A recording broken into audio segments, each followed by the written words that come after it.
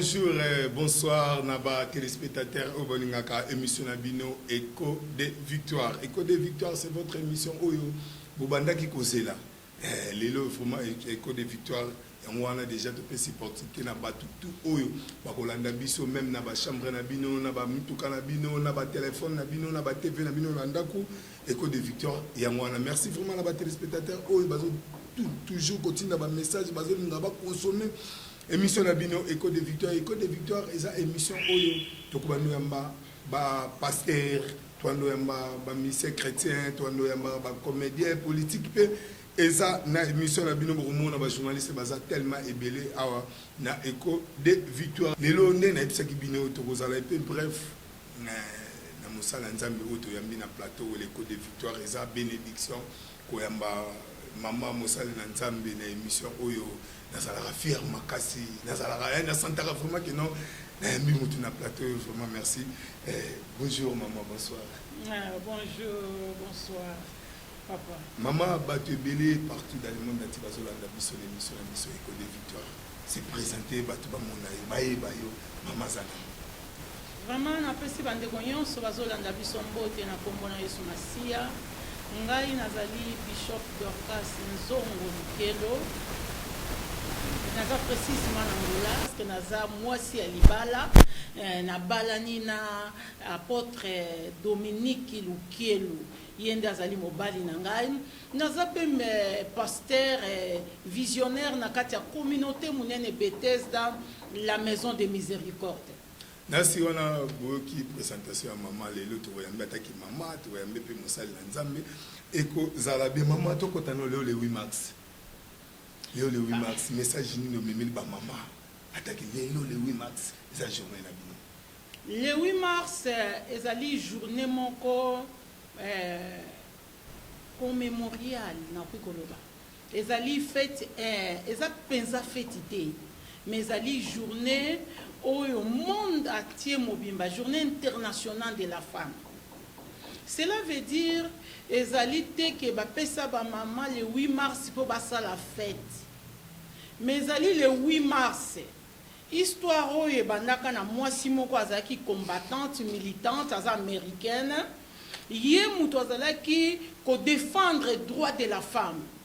Na kati ya Sénat, na Parlement, na ba révolte, nyonso bazali ko sala parce que ito bandaki na Bible moi ça azali compté te na bandeli penza moi si même pas na ba élection azali ko voter te. Parce que moi ça azali na droit ko voter te.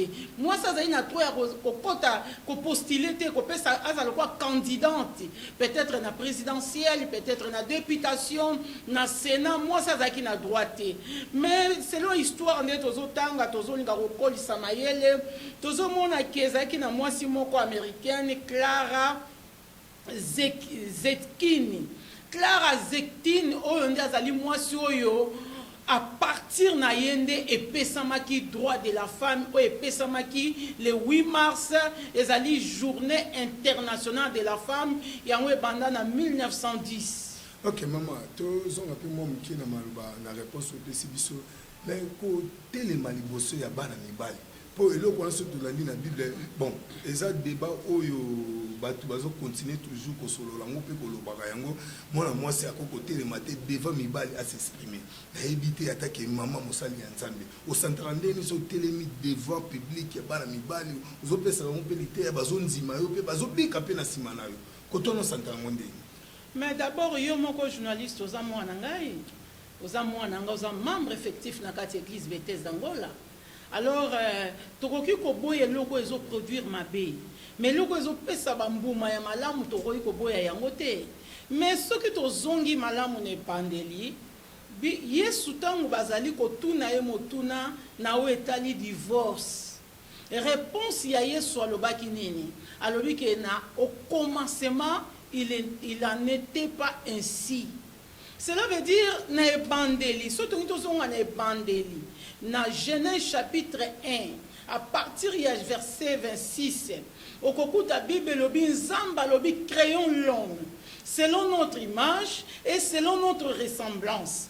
Bible lobi Dieu créa, il créa l'homme Et il créa la femme à son image et à son dans son ressemblance. Cela veut dire le commencement.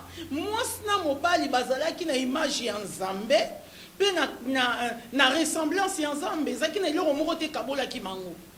Alors après les sous-moyens kokota, ne bamsuba te akango mabeke Adam azalaki na voyage, Adam azalaki te yangwana nde salaki ke evali ambuma l'air mobala uti na voyage. Non, on a un message à l'okota.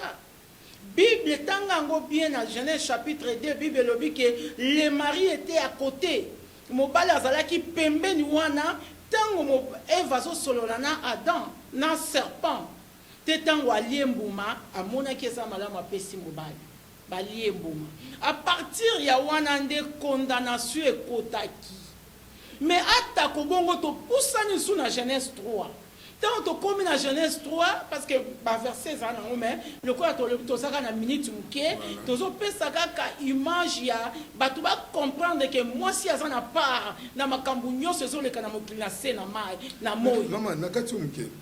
Condamnation ne utaki pa ya nani pa ye moko Nzambe to ya bato mokili e utaki pa ya Nzambe à cause ya lisumu ya désobéissance ba marka ki biti parce que le péché est le comme soute transgression de la loi et les ko ba ko perdre bit tant on va perdre bit na bango ya vie éternelle mbala moko salama ke condamnation kota moi si a eu condamnation mobala a eu condamnation nyoka a eu condamnation.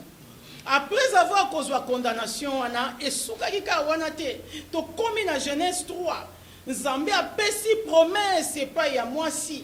Alobi yo kobota mwana. Et pas to lobi na Genèse chapitre 3 parce que tout na Genèse 1.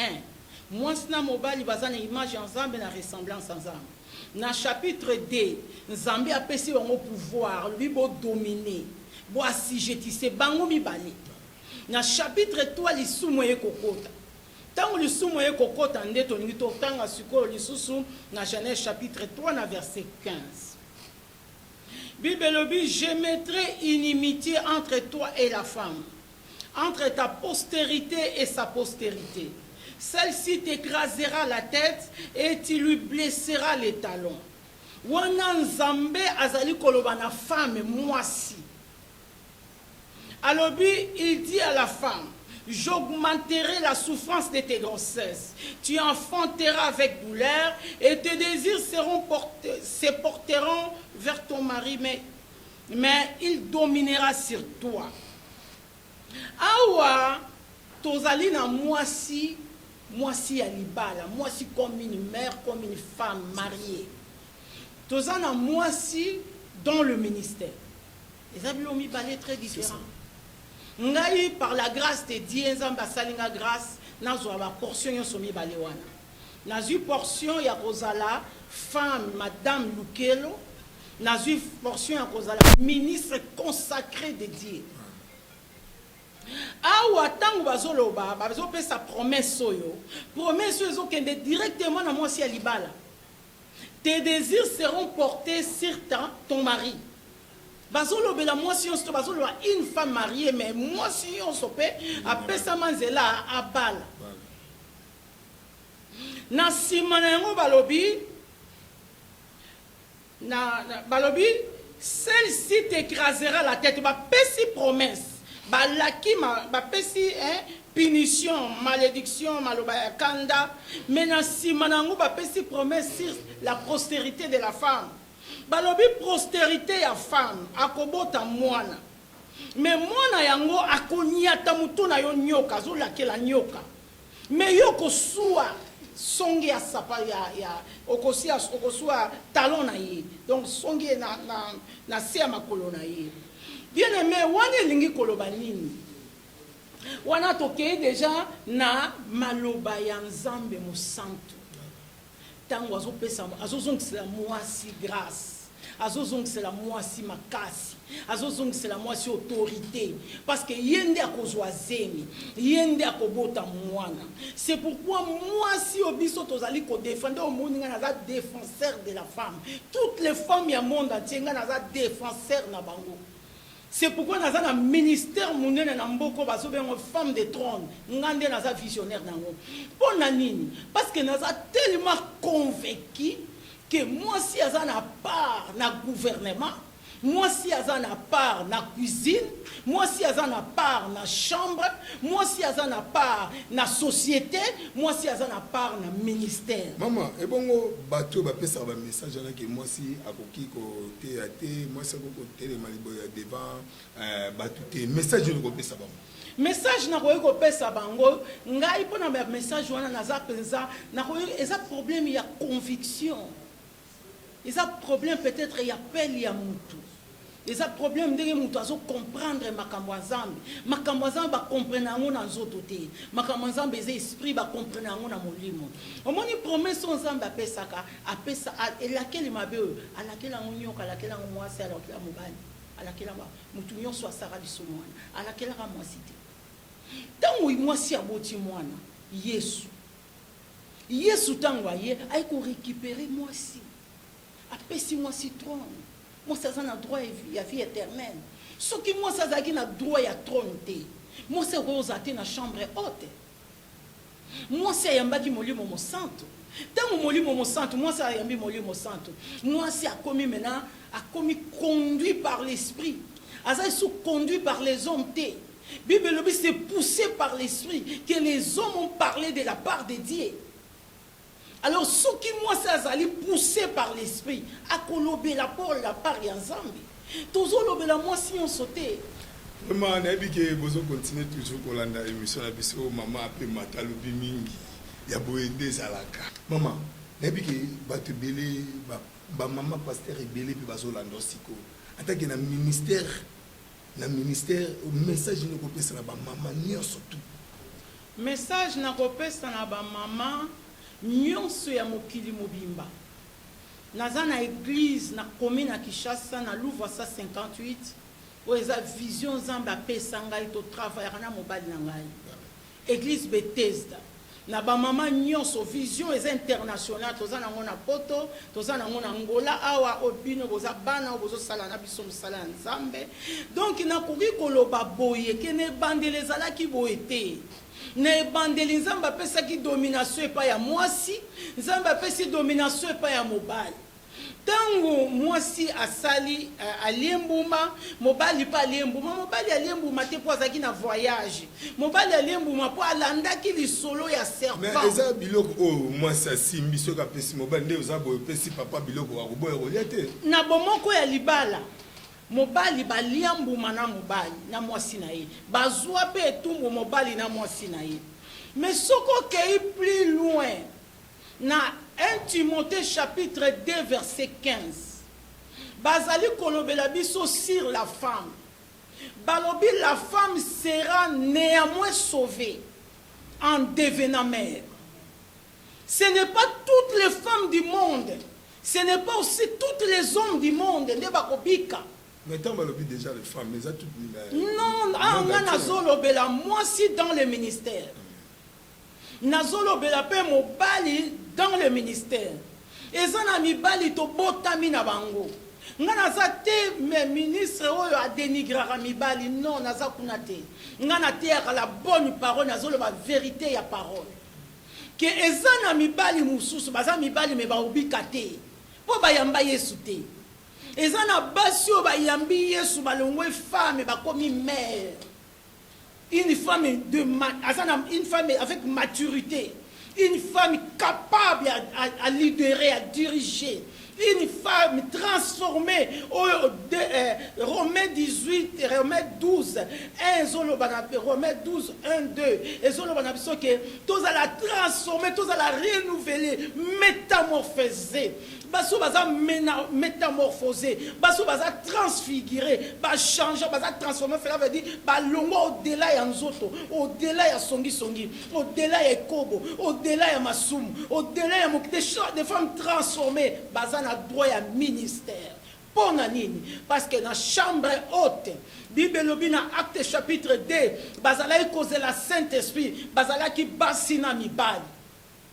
Tant molimo mo santo kitaki et quitter la ki bas na mibali. Raison pour laquelle, ceux qui tozongi na loi ya Moïse, balobi que moi si até. Ceux qui tozongi na loi ya Moïse, balobi que moi si alobate, moi si azana parte na sacerdoce. Bien-aimé fils, bien-aimé mon frère, bien-aimé journaliste, tikana ebise mi bali pe bazana droite. Ça c'est la bonne parole. Parce que loi ya Moïse appelle ça qui part car na tribu moko. Ezalika tribu ya Lévi, ne bazaki na droit ya sacerdoce. Bazaki na droit ya ministère à parole. Bazaki na droit ya sacrificature. Ezalika sacerdoce ya Lévi. Tribu ya Lévi. Nde ezalaki pona bango nzambe appelle ce qui banda et bandeli. Mais ceux qui le lo baluba bazoteya. Ceux qui le lo ba français bazoteya. Ceux qui le lo ba Congo ba américain ba belge bazoteya. Tika basi bateya. C'est parce que bazoteya par la grâce. Parce que bazana parte na sacerdoce. Na nyoso wana. Bato baloba ba comprendre. Et non ba ko comprendre, mingi bazo comprendre parce que Saint-Esprit a ça ko évoluer katia bato. Même biso peta nga bongo moté en 1978. Nga na papa na nga molimo na kufite. Na na papa na nga molimo pasteur Charles Nkelani Mpata. Ye mutu aza papa na nga molimo. Na yambi Yesu na église à Kigoma numéro 88 na 1978. Na l'ère wana ngai pe nazalaki koyeba ke moi si aza na parte na sacerdoce. Moi, c'est un appartient à ministère. Mais le coup là, l'esprit évolue. L'église ya Kalebanda na Mandala. L'église ya Kalebanda likolo batu basalo bakikutonga ta temple za mabe. Et banda na bangar et banda na banda kwa manzanza. Mais lelo ezana ba église non. Lelo aucun na Turquie, au taliba temple chrétien les akuna tu n'auras pas l'idée. Les choses évoluent. C'est pourquoi on a condamné Bangote. Au fur et à mesure, mon sang toisan Zambé. À toucher mes thèmes, à faire comprendre que moi, si Azana part, moi, si Azana droit à dominer le col et bande les alaki, mon bal Azana droit à dominer le col et bande les alaki. Qu'on dominer tel cola mobile. Nga naza marié, naza bishop consacré. Ordination dans les salama na katanda côté salama public. Naza pasteur consacré, naza ordonné pasteur dans le ministère. Mais la lambe la mobile nanga na sukule ya mobile nanga bilamba na ye na bongisaka mbeto nanga na lalaka parce que naza femme dans ma maison. À part femme dans ma maison, je suis pasteur dans l'église. On a zo kamba basi na mibali. Et ça bongo c'est la parole. Na kati église ministère ezotambo ndeni na ba mama taki yo mo pe mama zana na groupe ya ba mama to na église mobimba ministère nataki mama ezotambo ndeni ministère na vision nzamba pesi biso ezotambo la malamu makasi nzambe asali biso grâce tozana musala o déjà to bandi kotonga temple munene na mboka ya Angola nzambe apesi biso musala na Angola. L'église de Bandai na Kishasa, ce qui m'a accueilli na Louvre ça 58 à recoute église munene zawana. Visionnaire nango zangayo. Ce qui m'a accueilli na Midland na Londres à kokuta Bethesda de zawana. Bethesda Church. Visionnaire nango zangayo. Pona koloba ke musala ezo salema. Tozana ba papa ebele ba responsable ba cadre na gouvernement ya mboka oyo. Bandimi message nzamba tchekat na biso. Vraiment ba téléspectateurs na bi que lelo mama na kanda il fallait loba. Le 8 mars c'est un problème. Merci vraiment la maman na sentir que non bateau tout bazara ignorant nango ba comprendre na message na yo na maloba no lobi lelo place baza mitema ezobeta mais tu bi ka nini to resuksa bon maman lelo siko za le 8 mars. Partout dans le monde ati bazolanda ba mama bazolanda lelo bayoka maloba ya mama Dorcas na le 8 mars ya lelo. Message na ngai pour la journée le 8 mars ezali journée internationale de la femme. Nazali pour encourager bassignon sur des militantes et des combattantes et des femmes chrétiennes dans le monde. Ndima ki oza na part na sacerdoce, oza na part na ministère. ndima ke oza capable ya travailler na gouvernement na société oza na part mama tika ko se négliger parce que yo mama tika na meka koyebisa yo d'abord na pesi mbote na ba mama nyonso au monde entier na pesi mbote na bandeko na ngai o to botami na bango na nzoto naza bandeko na ngai ya basi naza na mama Chenda naza na mama Gina baza baleki ba yaya na ngai baleki na ngai naza na famille munene ya mama na ngai famille munene ya papa na ngai bana na ngai ya molimo bipa nyonso bozali bana basi ba mama na pesi bino mbote na kombo na Yesu mwasi tika na pesa yo na fait comprendre yo eloko nini yo zali oza mama ya le 8 mars kakate oza mama ya kotelema mpona mikolo nyonso oza limité te kaka mpona mois de mars telema mpona mikolo nyonso parce que yo boti ba roi yo boti ba gouverneur yo boti ba président yo boti ba prince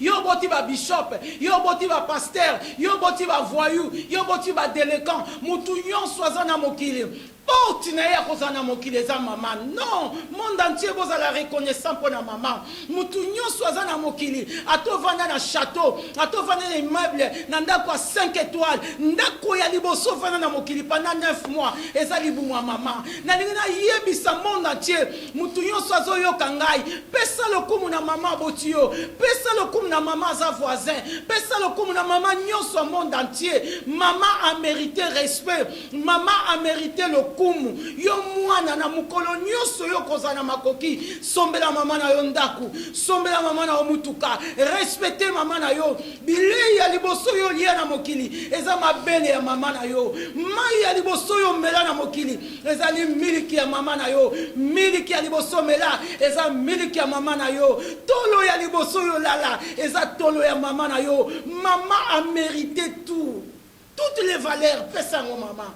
kobosana te papa parce que semence ezo sala ete mam yozala na mokili euti epai ya papa tolobi na ba papa okoki koloba te ke mama sanki olongola papa mama na papa baza mapasa bosimba biso ba mama na bino po ete mama telema pe atonga sauver une femme c'est sauver toute une nation na pamboli ba mama nyonso monde entier pe na lingi naloba ke je vous aime beaucoup na lingi bino mingi bao baza na Europe bao baza na Asie bao baza na Amérique bao baza na Afrique na monde entier bozali mama Dorcas nzongo lukelo alobi na bino ke alingi bino mbingi ba mama catholique ba mama kimbanguiste ba mama protestante ba mama méthodiste ba mama nyonso ba mama chrétien na monde entier mama moko azali koyebisa bino ke mama telema po ete tango ekoki po ete briller eza na trône moko azali kozela yo la parole de Dieu eza trône etomboli biso ba mama nzambe ya Israël apambola ba mama nyonso monde entier journée malam il y a ba femme internationale du monde entier Écho de victoire eza émission oyo vérité oyo bando bima awe sala bino pas cité pour tout bando tout na rapport biso to za na rapport na tout Écho de victoire de vérité nde yango to bande ko luka maman Dorcas na ebiki o lobby tellement trop ba to comprendre rôle nini ya ba maman na mukini pe ba yebi na bango ta ignorer ces aka ba yebi na bango mama batutu balandio mama Patricia Luzola zolando partout na mikili ya poto nde to benga na mikili ya poto zolando message ni ko pesa na écho de victoire première photo landa to ya mama na biso na émission vraiment bande nyonso balanda ka écho de victoire à partir ya lelo na zi possession ya écho de victoire borobanda kolanda mate ya ba message onyo sonzamba komatisa na motema na biso po monde entier bayoka na sengi na bana na ngai nyonso bokota na Google bokota na YouTube boluka écho de victoire borobanda kolanda mate na biso ba nouvelle na biso église eza chaîne autre salle na alliance et puis ba partenaire na biso baza partout dans le monde bo soutenir biso po ete tozanga te kozala toujours na écho de victoire tika ete nzambe apambola yo na pesi bino mbote utie pa ya mobali na ngai lui c'est mon mari l'unique mari de ma vie mobali na ngai ye apôtre Dominique Lukelo apesi bino mbote vraiment na ebike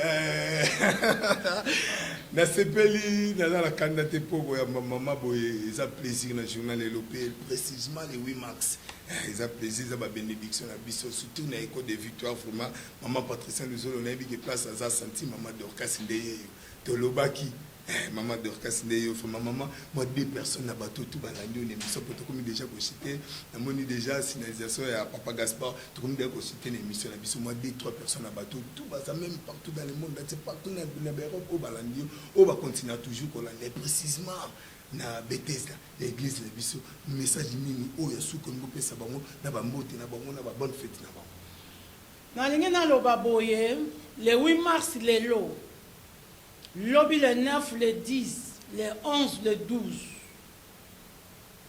le 14 tozana milulu ya ba mama na église Bethesda Angola eza na rue G na première traverse na Palanca.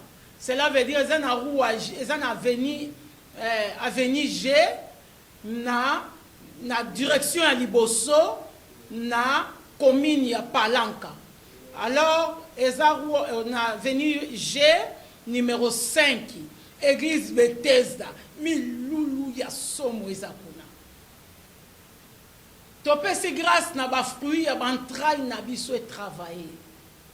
Biso tozawana boya kokuta ba mama oyo bazwa miséricorde ensemble de femmes gracieuses tozana 2 oratrices par jour kozanga te pagnon sozali yaka na biso dimanche tozana fête munene na église na biso ya Bethesda na Palanca kozanga te na sengi na yo ndeko dimanche le 21 eza ngai mutu na oteya na parler sur les œuvres du Saint-Esprit dans la vie d'une femme. Maman nyonso na banana on est dans mystère de parler à langue.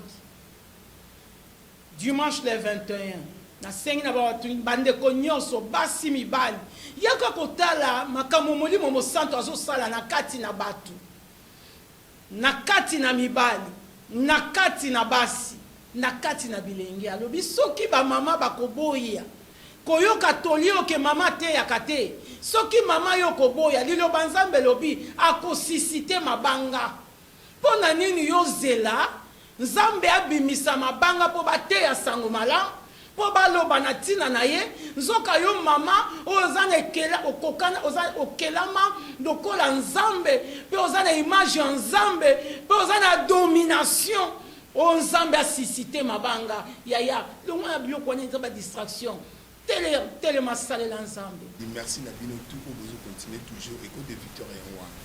Programme écho de victoire ezo yamba ba maman nyo surtout ba papa nyo surtout ba zo sala nzambe ba yembi nyo surtout plus précisément ba frère na biso ba comédien ba politicien l'écho de victoire eza ba maman nyo surtout ya Jésus Christ ma référence benabi ke boza na Canada en États-Unis na Londres partout bozolanda écho de victoire émission na bino nde yango pourquoi pas na maman Zizel Motema ya papa Richard Mbuku na peso bamboto zolanda biso pourquoi pas na maman Rachel Motema ya papa Flavie Mbuku na yebi ke place wana to salara wana et ça bien pourquoi pas la maman Louise Kembo la pesi bino bambote et belé na pesi ba coordinateur ne surtout l'écho de victoire la pesi bino mbote pourquoi pas na ba travers ne surtout il y a TVS 1 directeur nebi ke zolanda R9 neyo Fabrice asala qui perd zo continue toujours comme ça là yo asa vraiment la pesi bino bambote na pesi ba